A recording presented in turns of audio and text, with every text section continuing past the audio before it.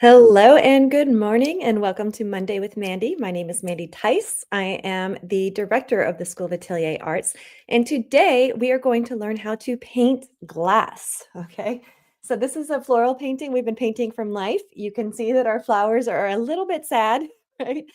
Which is why we really attack the flowers first while they're living, and then I kind of save this tabletop, the glass vase, kind of these petals down here for later when it didn't matter if our flowers were dead or not. So that's what we're going to work on today. I'm going to teach you some really nice tips and tricks today for painting glass. A lot of people make mistakes when painting glass. And the main thing to keep in mind today is that when you're painting glass, you're not actually painting something of substance. Glass is transparent, it's basically a collection of highlights, and what you're truly painting is what's behind the glass. So in order to paint today, we're going to really be working on refining our background, what's behind the glass, so that we can, put in a few highlights and really make that glass sing. If you've been confused about it before, let me know in the chat. Have you attempted to paint glass before and it just didn't quite work out for you? Let me know in the chat. I always love hearing from all of you. It's another great Monday. I love starting the week out painting. We all have many distractions in life. Many of us are hobby painters, or can't paint as much as we would love to. I think that describes every artist I've ever met. So I really enjoy starting the week out, with intention, with painting. And I'm glad you've joined me here today for Monday with Mandy. Okay. So I'm gonna grab my palette. I still have the same palette I was using for the florals, which is a little bit more extensive than the palette I normally use. When you're painting florals, you need some more chroma notes than the basic palette. Remember that you can't mix any color to be more chromatic than what you start out with. So if you're painting really chromatic things, you need really chromatic pigments on your palette. So just to review, this is my floral painting palette for this particular setup. If I was painting orange flowers, I'd have a different palette. If I was painting purple flowers, I'd have a different palette. So this is my yellow flower painting palette. This is titanium white, a cad yellow deep, um, yellow ochre, cad orange, cad red, viridian green, ultramarine blue, and an ivory black. If you want to know specifically the pigments that I use, I encourage you to check out this list that I made. It has all the materials that I recommend for painting it. So this is a blog post that I just added to our blog. So it's called Oil Painting Materials List. If you go to School of Atelier, schoolofatelierarts.com/oil-paint-materials-list, you will find it there. And there's direct links to anything that I use in my studio. So if you're wondering where I get these skinny palettes that I like, that's where to figure it out. If you want to know what kind of brush I use, it's listed right there. Okay, so let's hop into it today. We've put a little bit of a first pass down, but we just kind of threw it in. And, I wanted to get some of these chroma notes before my flowers died, because as flowers die, they get brown and a little more gross. So I painted some of the stem chroma notes in the vase, but really, when we're painting glass, it's about painting around it. And you can see down here, I haven't covered this part of my canvas at all. So our first step is to get this stuff around the glass covered. So I'm going to work on this ground plane today. I'm noticing a little bit of an issue with light in my studio, so I'm just going to pull the curtains. Do you see how I'm getting a little bit of a shadow from this side, even though my light is coming from this direction? And so that's an indication to me. I'll pull this down so that you can see better. You can see that I'm having just a slight shadow here. So I'm just going to close up some of the blinds from the other side of the house here to make sure we don't get that interference.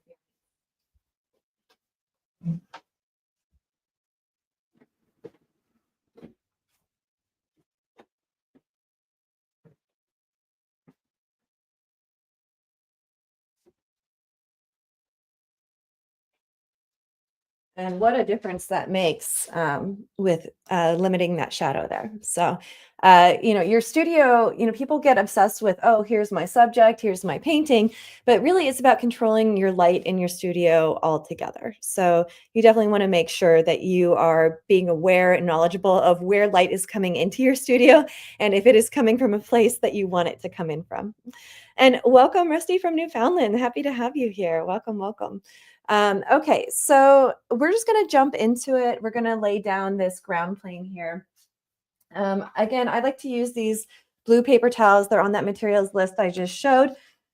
They absorb oil much better than regular paper towels, and they don't soak through. It's really important studio safety wise that you don't get paint on your hands.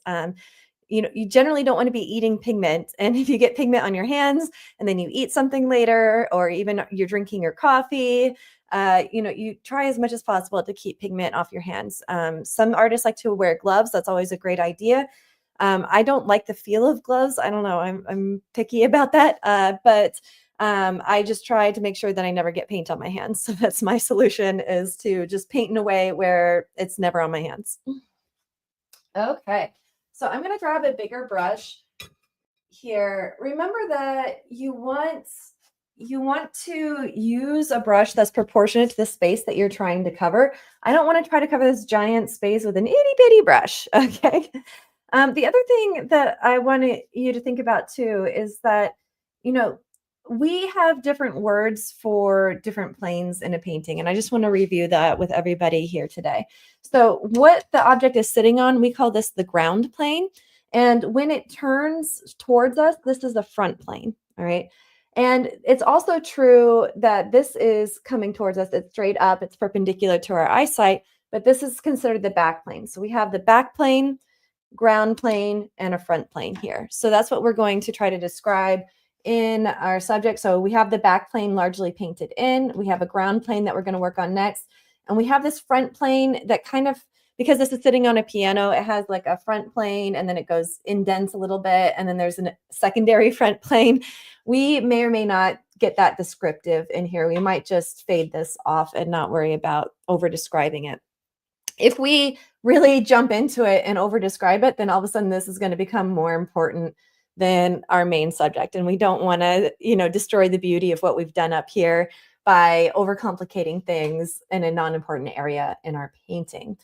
All right, so with a plane, a mistake that students make a lot is they don't consider how it's not the same from left to right, and it's not the same from front to back. Our light source is coming slightly to the left from above here. And so we want to make sure, and we also have these shadows, like these flowers are casting shadows here that are slightly indicated already on the canvas.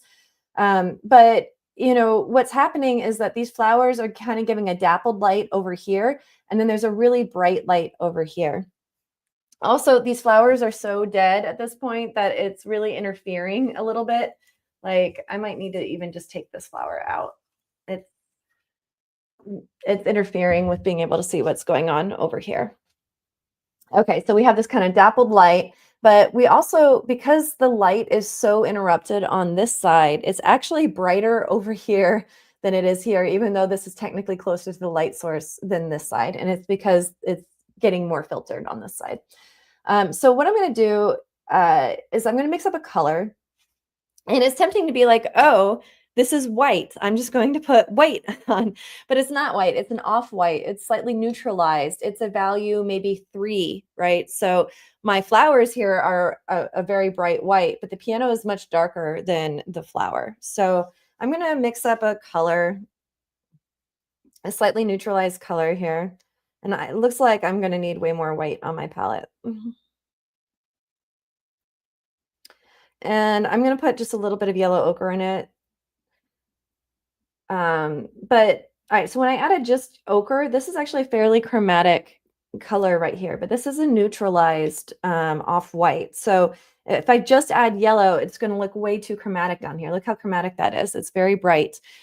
So what I need to do is neutralize it slightly. So if I have yellow, if I add a little bit of red and a little bit of blue in there, it will actually neutralize this color slightly. You can also use black if you need to take the value down as well. I'm going to add a little more yellow. It got a little bit on the red side here. And I am going to add a little bit of black. Black is a neutral blue. So instead of adding blue, if I add a little bit of neutralized black, it'll bring down the color a little bit. All right, I need some more white on my palette, so I'm going to go ahead and grab that. There's no point in fighting yourself. Like if you run out of a color on your palette, replace it. As soon as you don't replace it, you start picking other colors from around your palette, and it's no bueno. Like you want the color that you actually need, not the default color because you're too lazy to replace it on your palette.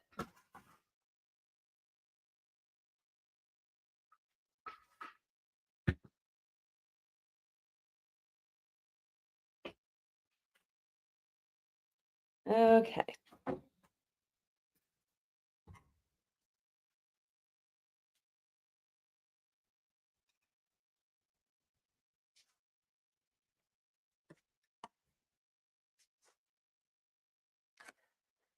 All right, so we're working on this neutral, and we want it to read a yellowy color. And there is a little bit of this yellow being bounced off of the shadow too, so we want to be mindful of that. Yeah, I'm going to lay this color down. It's still a little chromatic. We need to neutralize it, and it's still a little light in value.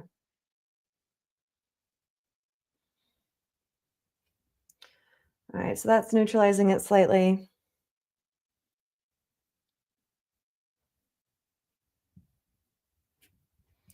All right, we're getting closer. We don't want this to be the most chromatic moment, even though there's a little bit of reflected yellow in here. And so I'm just going to get this covered and see how I feel. What happens is sometimes we spend forever. We put one note down and another note down and another note down.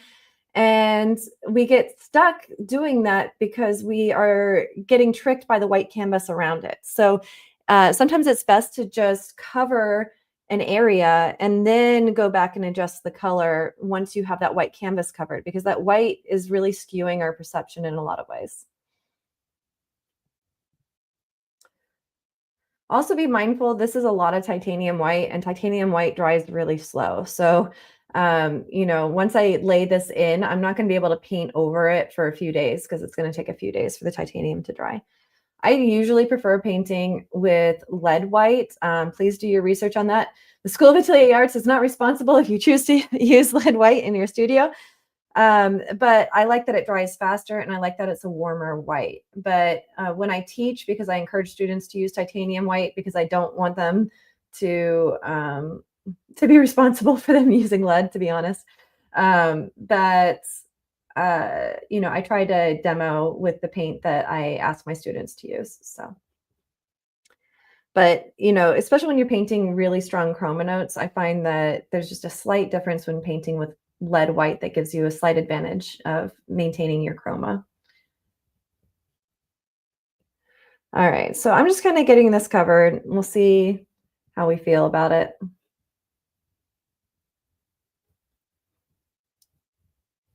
I just kind of thrown in these shadows. They're not drawn perfectly, so I'm not worried about them right now. We can refine them on this pass. But we need to get what's next to this vase in order to make the vase look like a vase, right? And what surprises a lot of people is often, the vase gets cut into by the background. The vase in a lot of ways is just a series of highlights. And we'll talk more about this. This is probably cutting in here as well. The important thing when painting glass is not to think about it as glass, to just, look at it the same way that we look at almost anything else that we paint. Like it's just some color, shape, form, light. It's all the same things. And good morning, Ellen. Lovely to see you here. Welcome from Pennsylvania. So we're really talking about today, how are we painting glass? And the trick to painting glass is to not paint glass. We're painting what's around the glass. So that's what we're starting off with today. We're getting our canvas covered because this is the last bit that hadn't really been covered yet. And isn't it amazing that this just feels more unified, not having this bright white exposed down here? All of a sudden, it feels like it belongs to the atmosphere of this painting. It's so satisfying to cover that last little bit of canvas.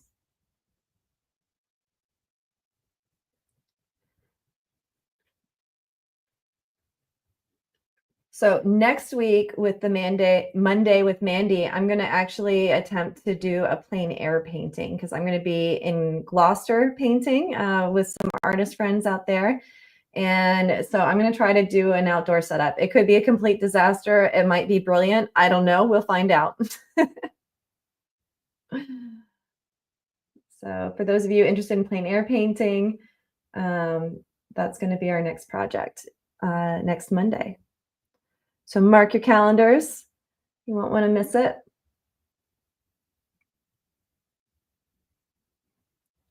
Okay.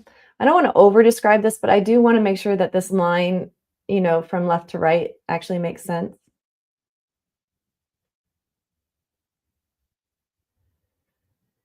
Hmm. I'm probably gonna have to mix up some background color just to soften this edge in here. And then we also have a front plane down here, which is darker because it's further away from the light source. So I'm going to get that in too. We just want to get this thing covered already.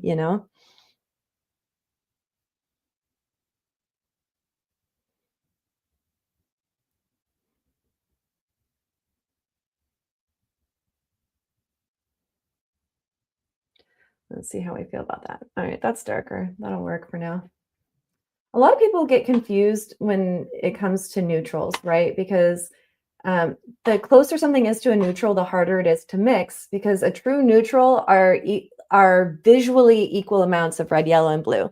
You can't just take equal amounts of red, yellow, blue on your palette and get a true neutral because different pigments have different potencies. So, these neutrals are hard for people because you add a little bit of blue and all of a sudden you see it as blue. You add a little bit of red, all of a sudden you see it as red. And it's really challenging to see a color the closer to neutral it is. So if you struggled finding these colors before, you're not alone.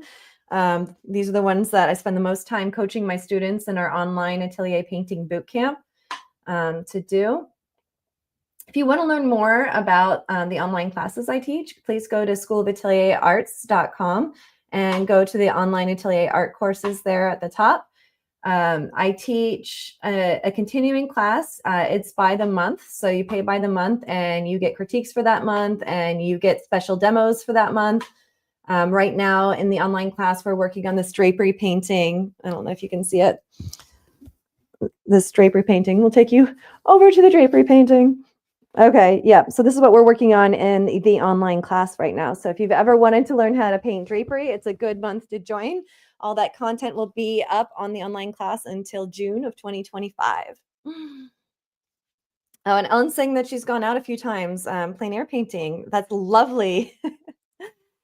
I go out with this group in Gloucester a couple times a year, and it's just so much fun to paint outside in the elements.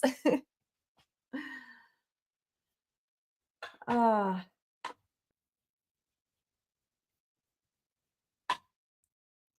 All right, so we're getting the rest of the canvas covered. This is just going to orient us. This is like our compass. If you have something down, then you can see whether it's right or wrong. If you're too afraid to put something down, you'll be stuck in no Mandy's land forever, right?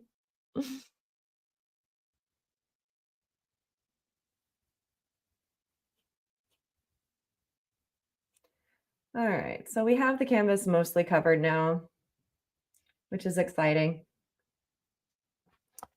All right, I'm going to mix up some of this background color because this background color we need for the vase.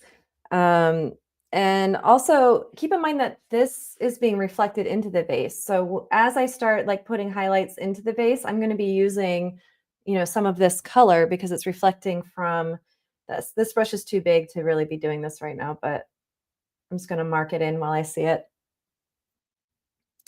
And we'll refine this with a smaller brush here. But it's happening because of the reflection off of the ground plane there. All right, I need to mix up some of this background color. We need some of that. So it's more of a greeny neutral. So we'll, mix it, but we'll have a little bit more yellow and blue because that's what makes green, and a little bit less red to make it a green neutral.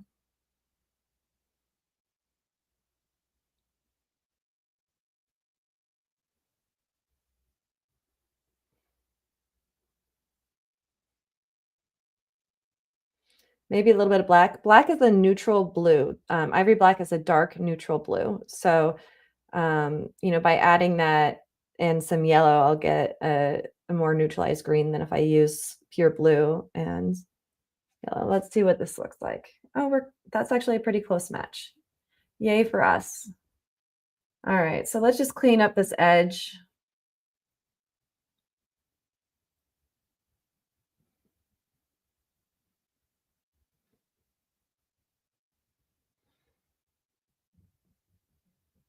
It's a little on the yellow side. I need a little more green in here. That's too bluey of a green, a little bit of yellow. There we go. Mixing colors is its own skill set that I really enjoy practicing all on its own, right? If you're struggling with your colors, just go throughout your day and look at a random color and ask yourself, what's the value? How light or dark is it? What's the chroma? How intense is it? And what is the hue? Red, orange, yellow, green, blue, purple. And if you practice that consistently, it'll train your eye to think better about color.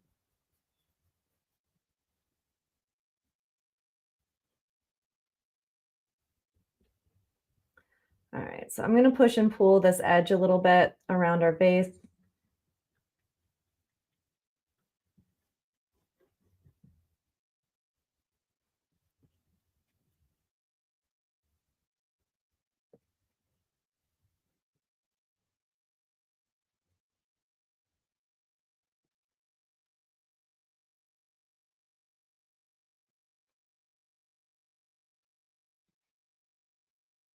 Ugh, I got some sticky paint on my brush. Let's see if we can fix this.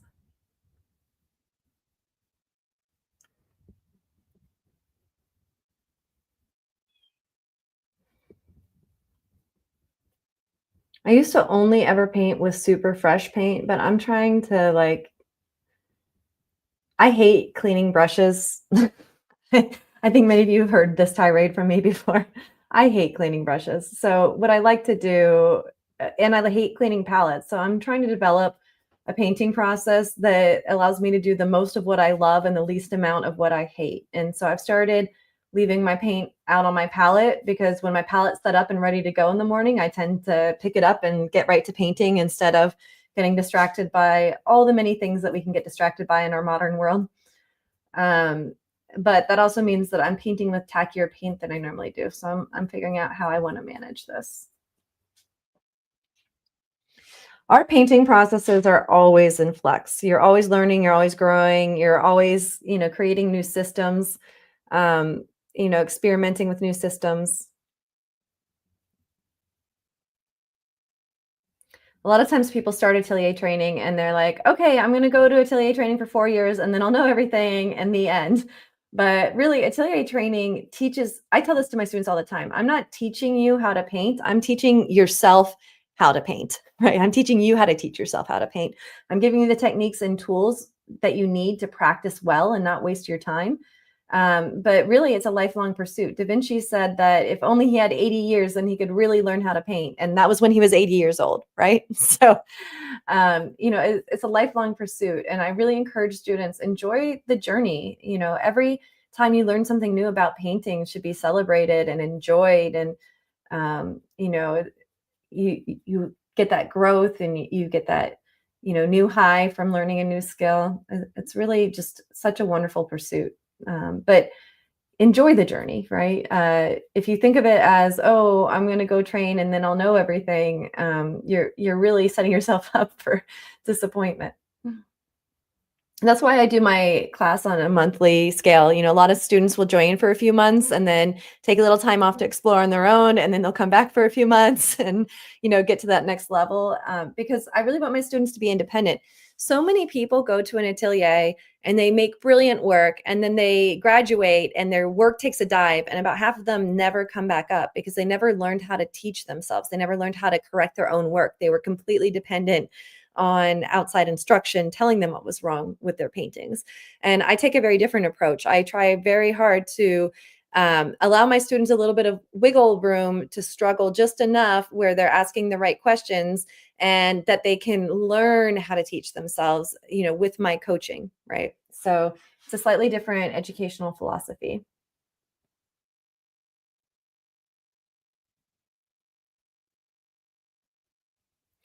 Like, it's the difference between, if you know how to find what's off in your work, if you have processes for finding what didn't work quite right for you, then you'll progress faster the rest of your career. If you're dependent on outside information, it can be really hard when you transition out of the school.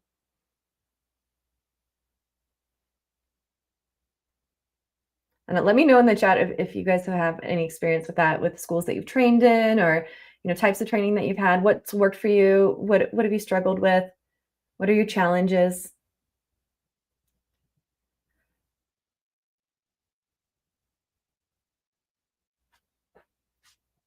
Okay. I'm just so happy to have this covered. It's going to be so much easier to paint the rest of this now. All right.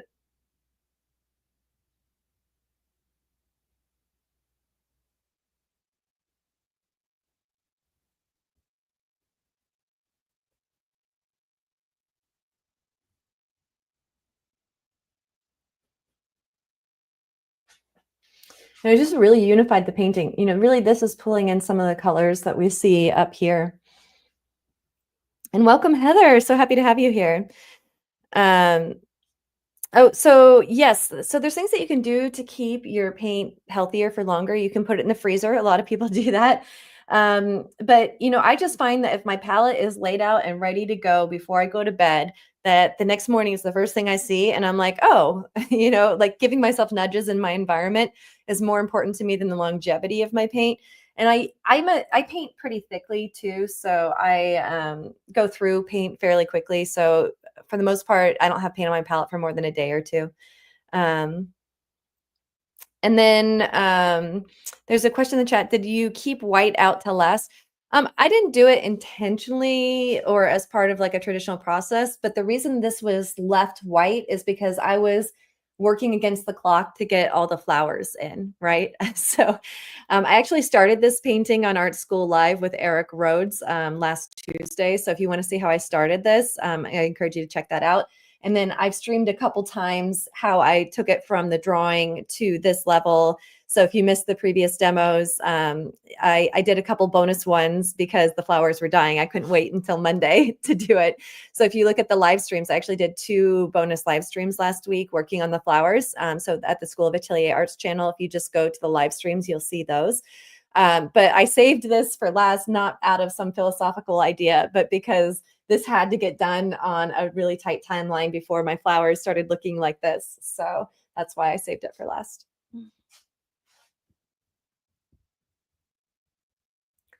And, I paint my flowers fairly thickly. And if I paint this part too thin, it's going to feel like it's part of a different painting, So I just want to make sure that, this feels like it's in the same painting as the flowers. It's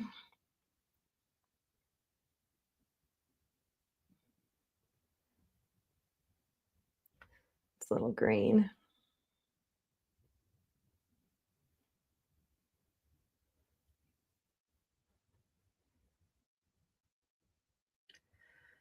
I'm going to come back in here, but today I really wanted to focus on the base. So I'm just putting this in. This will get a second pass later on, but it just needs to get covered for now.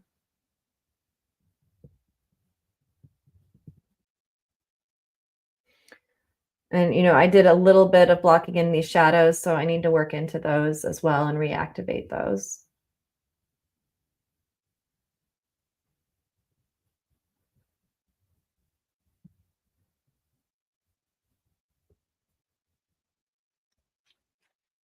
Okay, so I'm going to work a little bit on these shadows.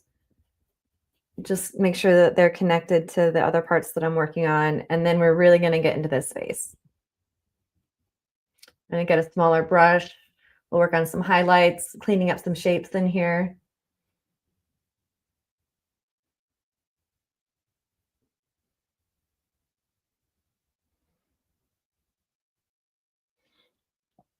Some of this too, it's darker, closer to the vase, and there's a little bit of a highlight that actually connects into this background, or sorry, not highlight, shadow, that's actually connecting into this background here.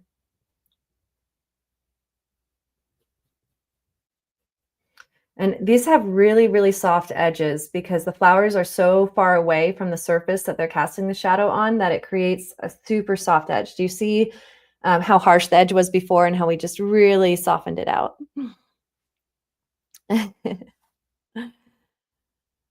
Um, and thank you, Rusty. I'm glad you got to see the beginning on Art School Live and the interaction with the chat and explaining the process. Yes, thank you. I really am passionate about education, and the whole time I was learning in the atelier. So here's my life story. I'm a licensed art teacher, and I was teaching in my classroom, and it was like my third year teaching, and my students were having problems with their artwork, and they were asking me for help. And it was clear that they wanted things to look real, right? That these young kids just really had these wonderful ideas in their heads, and they wanted to make them look real. But I didn't know how to help them. Like this one kid wanted to make this guy flying through a cloud. And I'm like, okay, well, let's put one cloud in front and one cloud behind. And he's like, well, that's better, but it's not it. It's not it. And he was more and more upset. And I was more and more upset with myself because I'm supposed to be the art teacher. I'm supposed to help him achieve his dreams. Right. And it wasn't until I found Atelier training that I understood that realism skills are really hard to come by. I was a licensed art teacher and I didn't know how to draw and paint realistically. No one taught me that, right? And when I discovered that this atelier training existed, there was nothing that was going to keep me from getting it. And when I left the teaching profession to train full time, right? That's also why my own school, I have this part-time situation that people can work without quitting their jobs, because when I was getting the training, that wasn't a choice. You had to quit and move across the country and go train in atelier and waitress to pay your bills. Like it was brutal, right? So I did all of this. But the whole time I was in the atelier, I paid very special attention to how I was going to teach it to my students. So a lot of times we learn things and we forget how we learn them. But I kept very careful notes of every technique, everything that I learned, because I had intended to go back into the classroom and teach it. And so I really appreciate the compliments on my explanations because it did. It's not something that just happens. It happened because I spent 4 years taking extensive notes and making lesson plans and practicing how to teach it, because that's why I was there, is because I wanted to share this knowledge with the world. That was a little bit more of a explanation than I intended, but that's what happened. That's how I got here. That's how I'm here in front of you today. Was this desire to share this information that's still very difficult to come by. There's not very many places that will teach you these skills. So it's really exciting, the modern world with the internet and streaming, that it's so much more accessible than it's ever been before.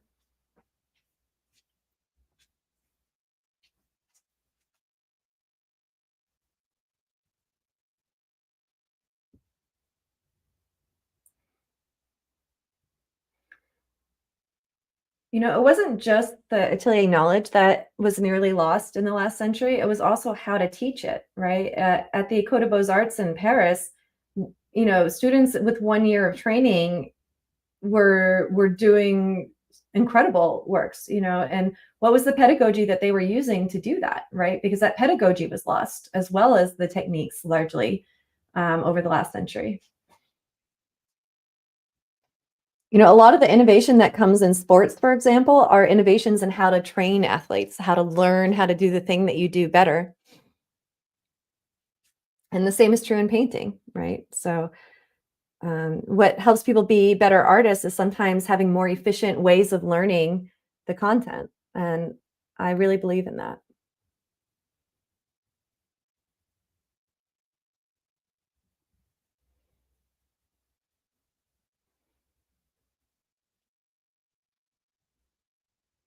I'm really on my soapbox this morning.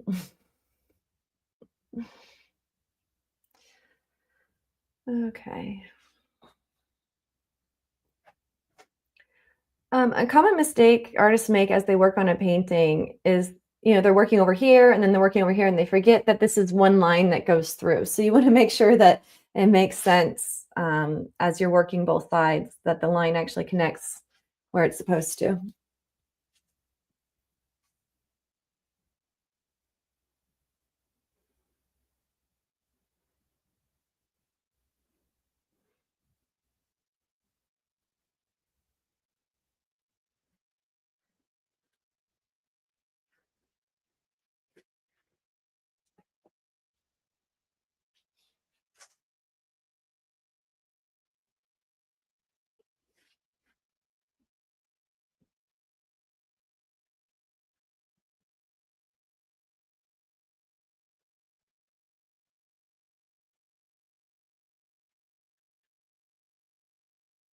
People often like dismiss backgrounds and they don't pay as much attention to it as they really should. But it's an important part of your painting.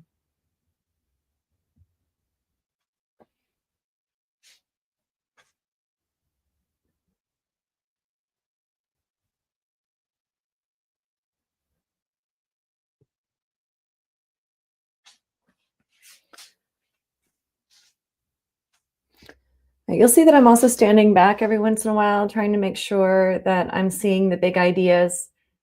Sometimes when we're working on a smaller space, it's easy to lose sight of what the big overriding idea might be.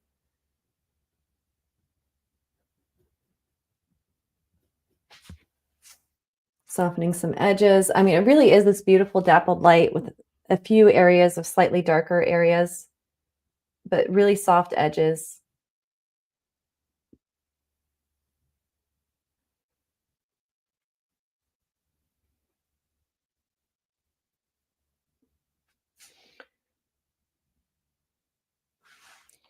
So I'm seeing some questions in the chat about what are you talking about? What is atelier training?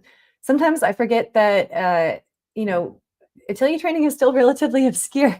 If you want to learn more about atelier training on the School of Atelier Arts website, we have a great article explaining what atelier training is. It's called "What is an Atelier?" So if you type in "What is an Atelier" into the search bar on the School of Atelier Arts website, that'll come up for you. And get ready to have your mind blown. Once you discover Atelier training, nothing's the same ever again.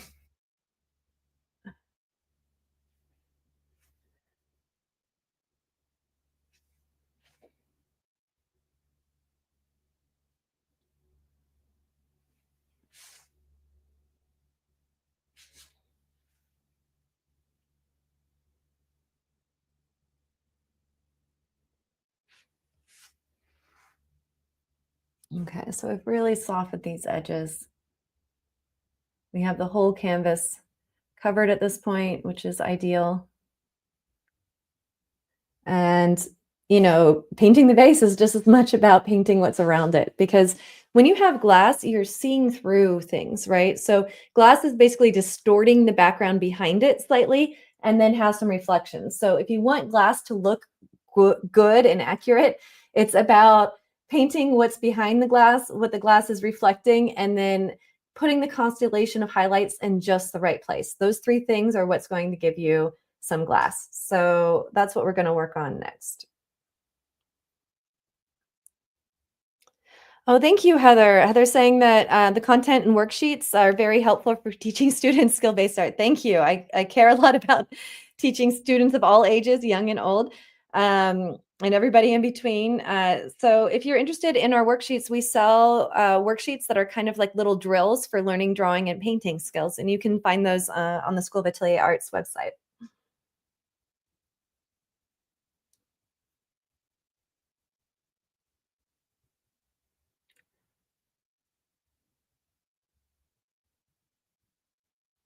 There's just a little bit up here I want to fix. Okay. All right, I'm going to transition to a smaller brush now, and we're going to get into the glass for reals. I've been teasing it for the last, how long have we been painting? We've been painting for 40 minutes already. That's crazy. Okay, so here it comes. So there's a question in the chat. Can you talk about darks versus lights and with how to control thick lights, transparent darks? Oh, so this is actually getting into a little bit of dogma in the painting world. This is a great question. Let me grab a brush here. Okay. Because Atelier training went out of favor for so long, and we're still piecing it back from like the ashes, right? It's a phoenix rising moment in the Atelier world right now. And we're piecing it together from a lot of journals, from writings, from the people that trained with people that train with people, each having a little piece, and then those people find each other and they make a bigger picture.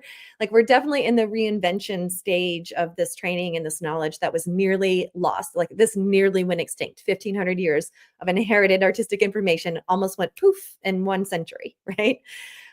So because of that, though, there's a lot of dogma that you'll hear about in ateliers, and a lot of instructors feel very strongly like that this is the one true way and this is the rules and follow the rules. But I don't believe in rules. I believe in processes, and processes will get you through any painting challenge you have. A rule can often obstruct you. So one rule is that, shadows are supposed to always be transparent. Well, that's a random rule made with one very specific kind of study from one very specific school. And I don't find that to be universally true. What I do find that always works is the process of asking yourself, what's the value? What's the chroma? What's the hue? Because if you get the right color in the right place at the right time, it will look transparent, even if you paint it thickly. And what I mean by that are these shadows down here look transparent, but they're painted completely thickly. They aren't showing the canvas through at all, but it's because the value, the chroma, and the hue is creating the right effect. So yes, you can get a transparent effect by letting the canvas show through and painting with transparent pigments.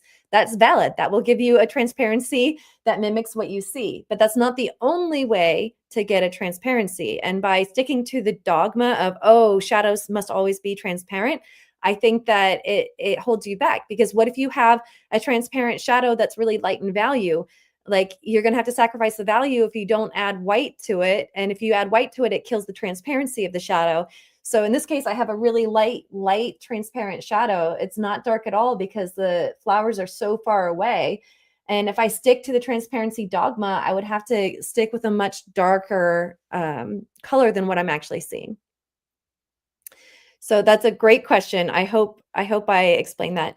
As far as the other half of that, the rule is often said to be transparent shadows, thick lights. Now, I do paint my whites quite thickly, not because it's a rule to paint thickly, but the more thick you paint your whites, the brighter they get. So if the white on my palette is already darker than the light of my window, right? Like, this is like 3 or 4 steps darker than the light of my window. If you hold your white paint up to a light bulb or to a window, it's way darker, right? But yet this is the whitest thing that we have on our palette. We can't paint exactly what we see. We can only create illusions of what we see. So if I paint a thin white, that's my whitest white. This is the lightest value thing I have to work with. If I paint it thinly, it's still slightly darker than if I paint it really thick. By painting it really thick, it exaggerates the lightness of it. So that's why people tend to paint whites more thickly, is because they get brighter when you paint them thickly. But it's not because there's some rules saying you have to. It's just that's one technique for getting the most out of your white, to get it the brightest and lightest you possibly can, especially when you're painting things that are brighter than the paint that you have. Yes, and Rusty, you're right. It's totally about balance, right? And this is why I tell students all the time, like, you don't need to develop a style. Your style is intrinsic to you. Your style is all the choices you make when you look at a three-dimensional world and you translate it into 2 dimensions, right? Because you're editing out massive amounts of information, and everybody cares about different parts of the information. I am a chroma girl. I will always pick chroma over value and hue. I will sacrifice the value. I will sacrifice the hue for a chroma note, because that's what brings me joy and what brings me to painting, right? And there's other people that die by the axiom of value first and the color doesn't matter. And that, like, hurts my heart when I hear people say that.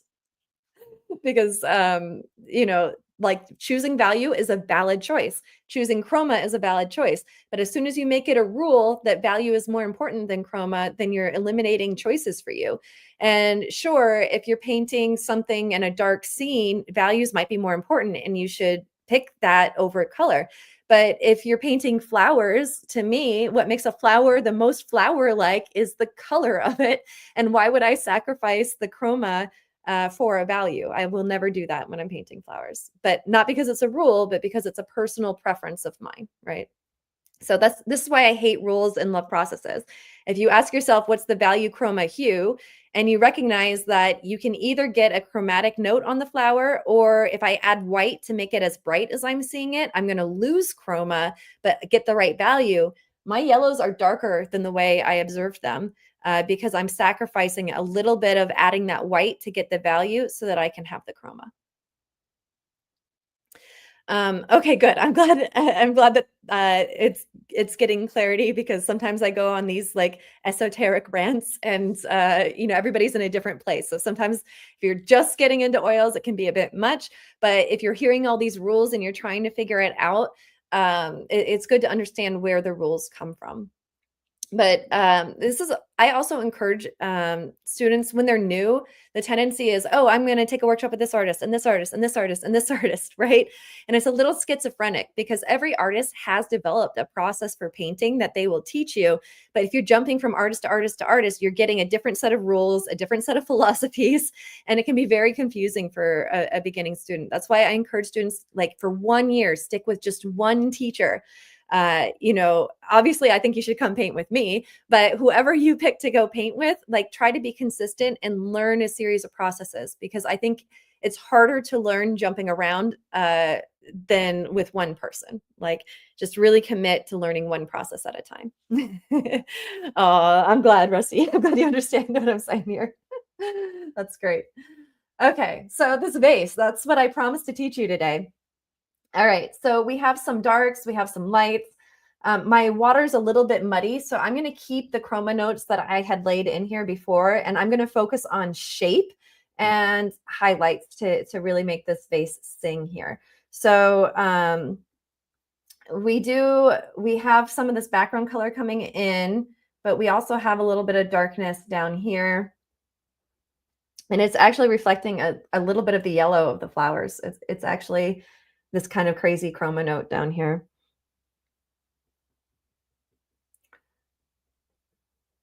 Okay. All right. I'm going to restate this lightness here. This is really the background, the tabletop reflecting in here. And we need a little bit more contrast. It's much darker down here. So it does have that yellow note, but it's much darker down here.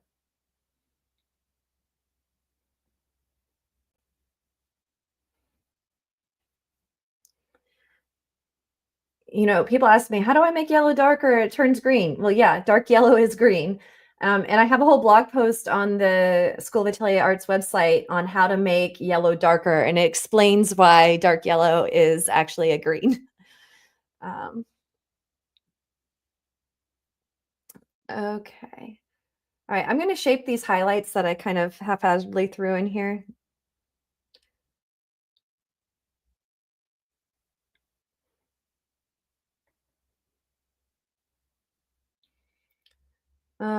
So, highlights have a shape. People forget this. There's a very specific shape to what the highlights are doing. They're going in a specific direction. They have fatness and skinniness. They're shapes. There's no such thing as a dot or a line in painting. It's only really skinny shapes or really small shapes. I would say that's the number one mistake I see in students' work is they put down these generic highlights. They're not looking at the specific shape of the highlight. All right, and this kind of curves up and around here.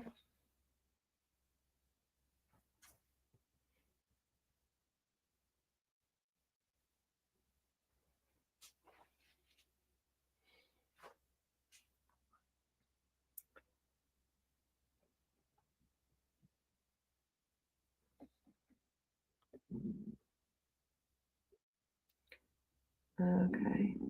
So I'm painting the background and then I'm going to put this highlight because this rim comes out, but it's showing a lot of the background. And when glass curves away from you, where it gets the thickest, it actually will get darker.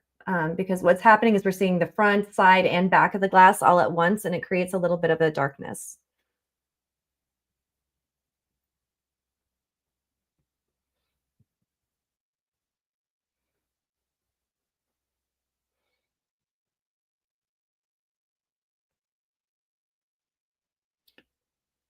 Okay, so we have this darkness where the rim's coming out and around. Um, we're working on that shape. Also, this vase is symmetrical, right? So whenever you work on one side, make sure that the other side makes sense to it, right? So if we have the center line here, each side should be equidistant from the center line. And the same thing's happening here. This glass is stacked on top of itself because it's curving behind. And that can create a little bit of a darkness. It's important that you don't get an outline feel. We don't want to outline the vase. We want to just look for lights and shadows. And so we have this shadow again because the vase is coming around.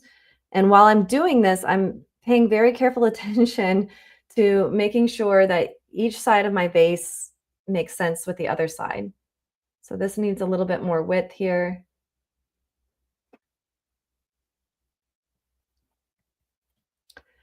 And we have a little bit of thickness. And again, this is a shape, not a line. And it kind of comes down and meets here. And you see it starting to form, right? We see this vase kind of emerge. Now, I love this color here, but it looks like it needs to go over just a touch. So I'm going to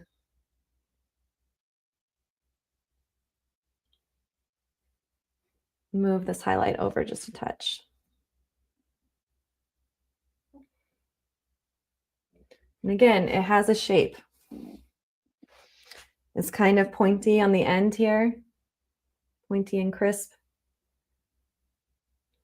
It tilts a little bit this way.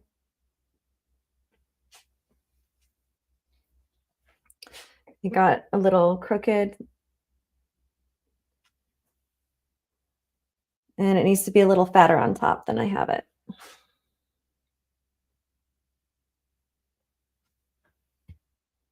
Right, so we're shaping these things. They're not default.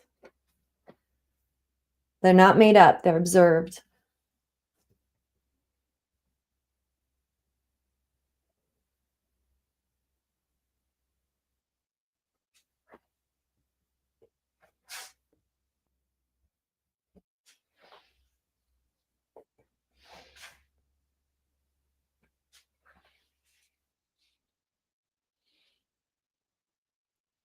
And this highlight actually on the other side really extends even more into that base.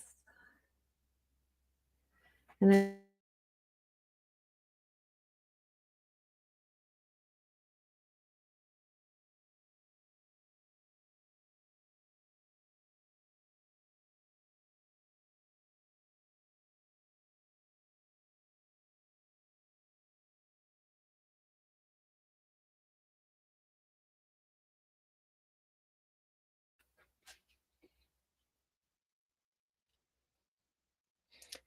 now there's a slightly darker highlight coming in here. It's like an orangey blue.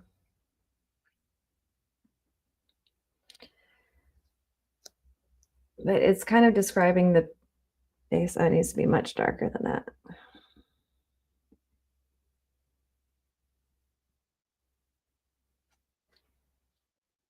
All right. It's there. It's too fat, so we'll skinny it up. One thing about highlights is that, lay them down and then carve into them. I find that much easier than trying to be like super, super specific from the get-go.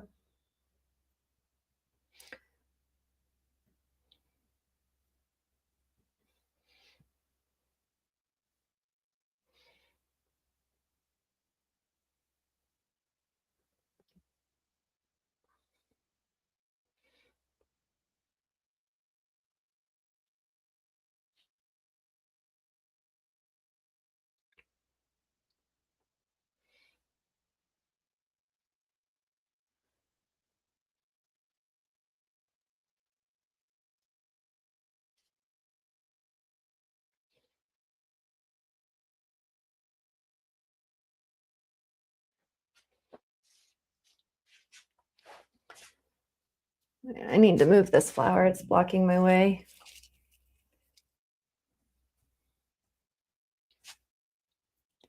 We definitely need to adjust this here.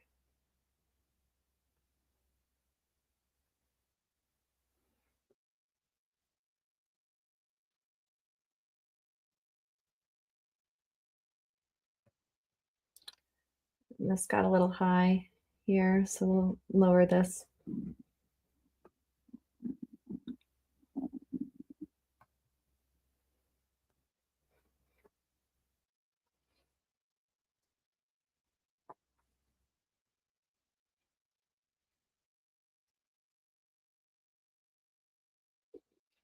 I want to be careful with my highlights. It's tempting to just pull into my white, but I don't want to make anything on this face more important than what's up here. I might even need a smaller brush. So I'm darkening them slightly.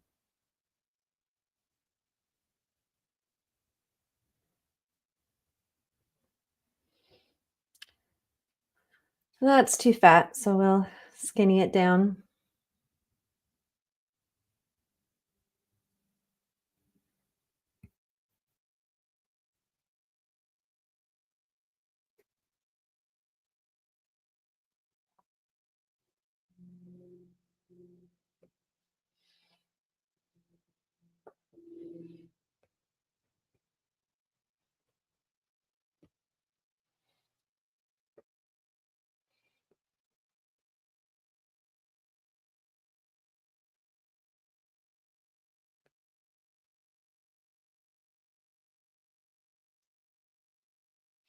We don't need to over describe too. Like just because you see a highlight going all the way across doesn't mean you have to place it all the way across if it's interrupting visually something else that you like. Um,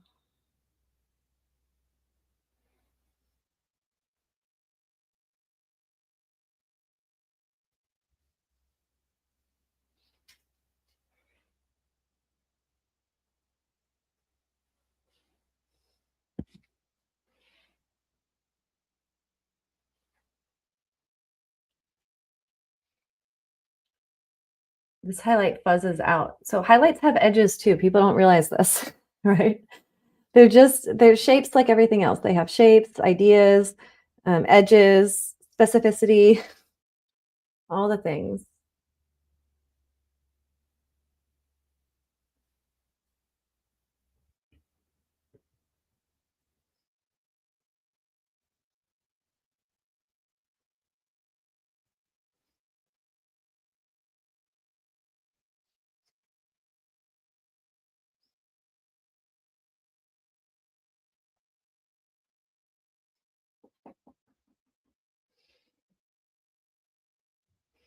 I really want just a little bit of that yellow note down here that I'm seeing, even though it's a little more yellow than it was before, just because I want to draw in what's happening elsewhere in my painting.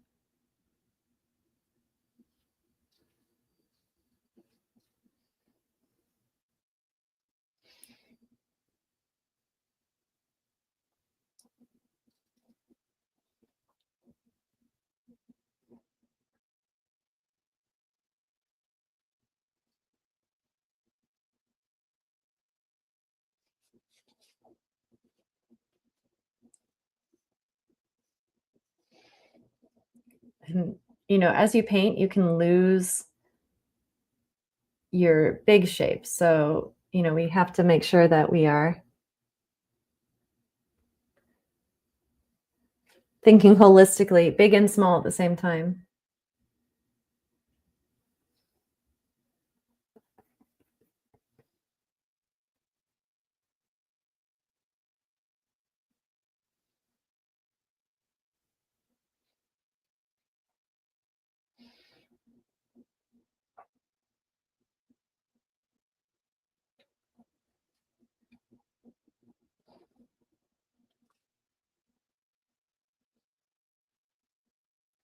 Okay, we really haven't dealt with the bottom of the vase, and we have an ellipse situation here. In the online class, I probably give an hour-long lecture on ellipses every week. Maybe that's an exaggeration, but there's a lot of ellipse lectures in the class. But the main thing that you want to know, we don't have much time left. So the main thing that you need to know about ellipses is that the further away from your eye, the lower from your eye they are, the more rounded they become. The closer to your eye level they are, the skinnier they become, the flatter they become. But this is pretty far below my eye level, so that's why we're seeing what we call a fairly open ellipse.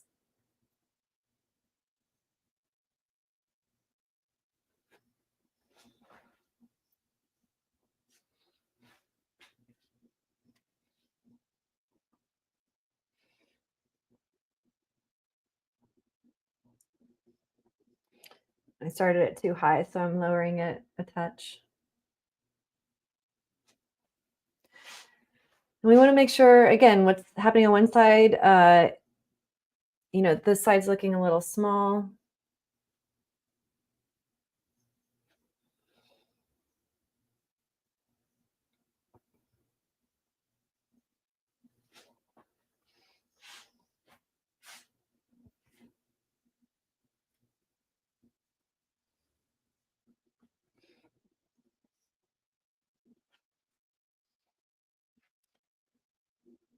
There's a lot of reflection. Just try not to paint. If you think you're painting glass, you're going to mess it up. If you're just painting value chroma hue, like you'll get it. It'll come to you.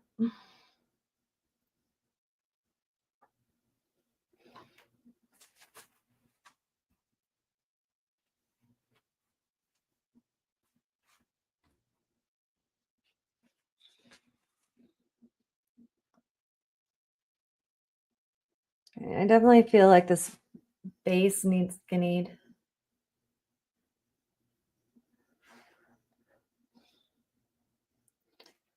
It got a little fat.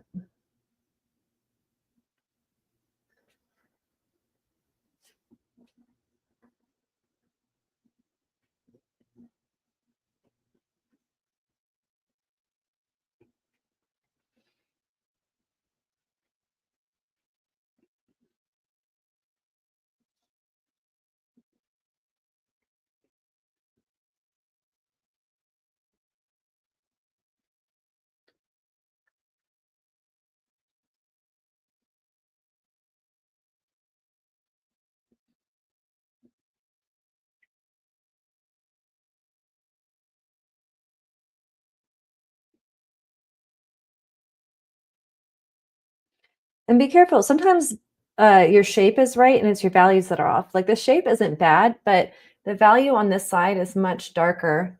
And so it's creating an imbalance.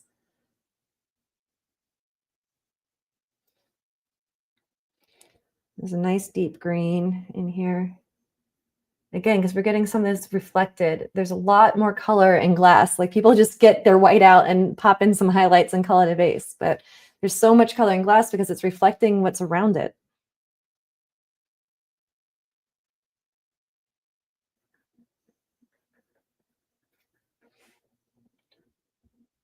And again, some of that color, that was a little too much. Neutralize it down a touch.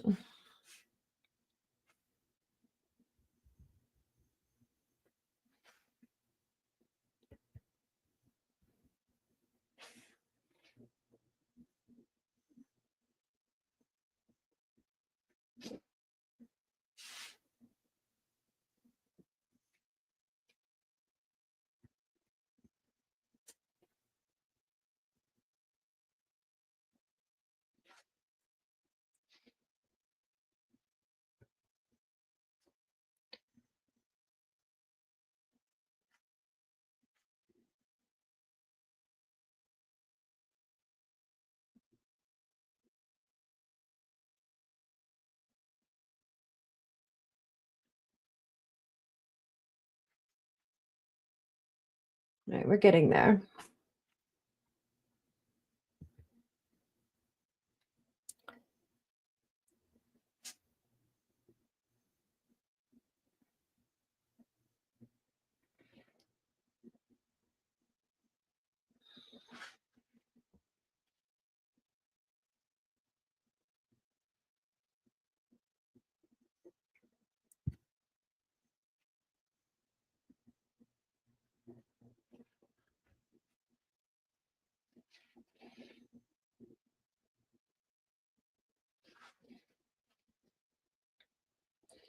There is one pretty bright spectral highlight right here on the rim.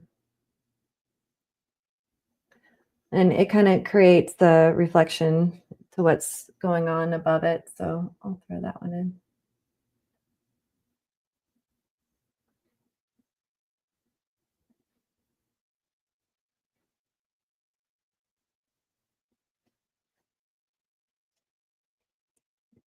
Because highlights are really skinny shapes, it is back and forth shaping them.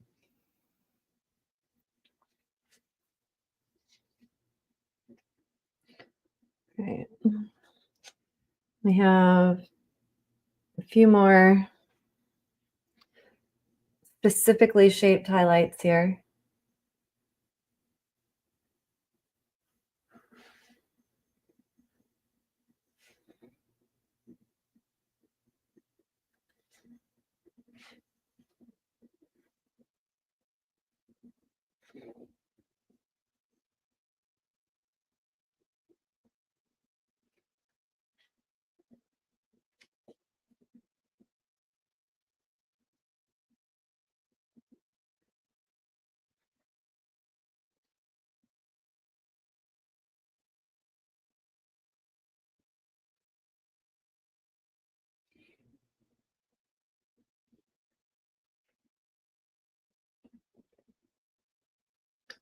Sometimes, you can put a base color down, like that whitish color, and then this has some blue in it. So I'm gonna just kind of sprinkle that on top. And even though I'm seeing it as blue, there's no other note that color in the whole painting. So even though I'm seeing it as blue, I'm gonna change it to green instead.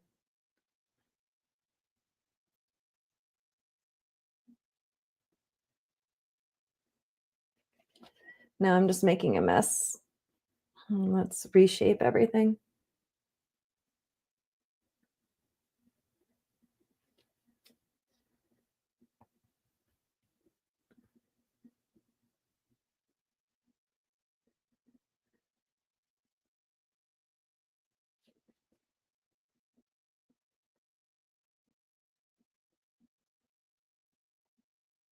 There we go.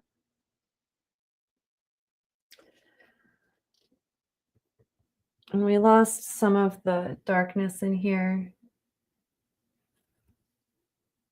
and on the other side. No, that was too fat.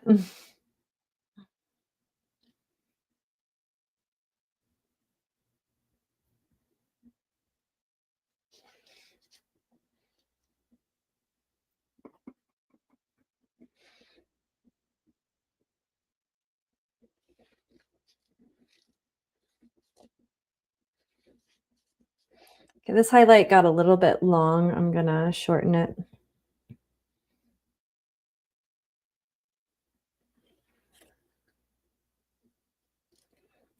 We're losing clarity here, in part because there's a little stripe of the background coming across here that we lost. Isn't that amazing how one little note can fix it?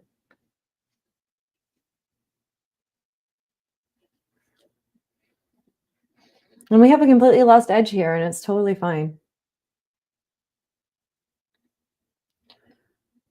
We also have a little bit of darkness underneath that bit.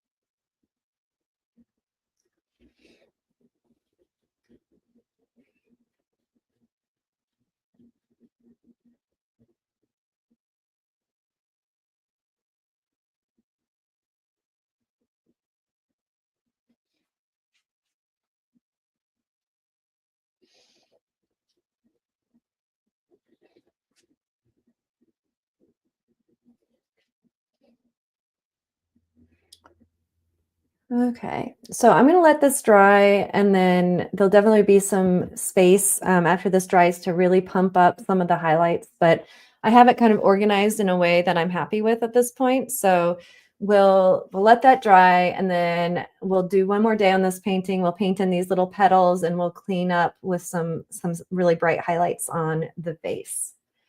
Woo! What a painting day. Okay, well, thank you everybody for joining me today. It's always lovely painting with fellow artists, and I hope you've learned something today that you can apply in your own work. I see something Betty Lips is in the chat. Yes, so it is its own reward to figure out how to paint an ellipse for sure. Um, so good luck. Also, if you're Rusty's painting yellow and white tulips, excellent. So best of luck with that. I hope these techniques help you and keep the chroma note. I love the chroma, especially if you're going to paint something yellow. Like make it the most yellow. Okay, well, thank you so much, everybody. Lovely seeing you. Please make sure to follow me on Instagram at Mandy Fine Artist. If you enjoyed this demo, please make sure to like and comment under the video. That helps me, keep my momentum, keep making more videos for all of you. And if you are interested in more serious training with me, I encourage you to sign up for the online Atelier Painting Bootcamp. So I hope to see you there. Take care, everybody.